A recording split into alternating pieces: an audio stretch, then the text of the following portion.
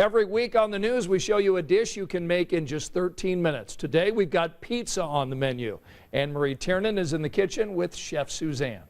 One of the things I always order at a restaurant, the flatbreads, they seem magical. They've got some really cool ingredients and you pay a good price for them at the restaurant, but we can make this at home, no problem. Really simply, especially since you can find all the flatbreads now in your grocery store aisle. And you can find them gluten-free as well. So it gives you a whole lot of options.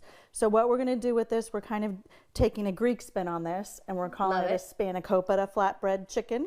So let's show everyone what we're going to do. I've already started our pan here, so we've got some olive oil and some onion and some garlic in it. The important part in this is the other ingredients we're going to put in here, which is spinach and feta. They'll have liquid in them and water in them, and so you really need to reduce them down and cook them up to get those liquids out so that when you go to put them on your flatbread, they won't be wet and they won't get your crust all wet. So that's kind of the little secret hint that you want to do.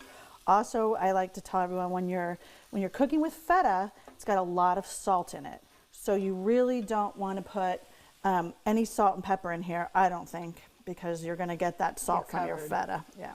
So we're just going to start to stir this down. This is going to take 2 to 3 minutes. Okay.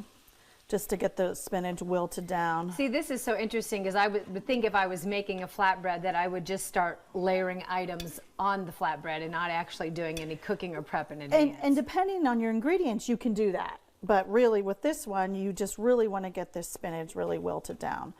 So in real time, this spinach, we'd probably want to give it another minute or so that that liquid was all drained out. See how you've got that liquid going with your feta there? All right, and then I'm going to go ahead and add a little bit of basil here.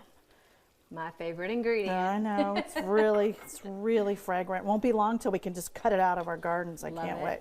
All right, so we're going to take this over. This really needs, if we weren't on our time deadline, it would need another half minute or so, but since I've got a slotted spoon, I think I can prevent any of the liquid from going on. So what you would do is you've got your flatbread, and I'm going to drain this liquid off here. And your spinach would just be a little more cooked off. See that liquid that's coming out of that feta? And we're going to spread it around your pizza. And then I'm using chicken, but you could also use scrambled egg and turn this into a breakfast pizza. That would be fun. Which is really nice.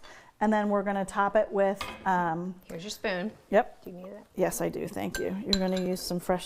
These are just little cherry tomatoes. You could use Romas.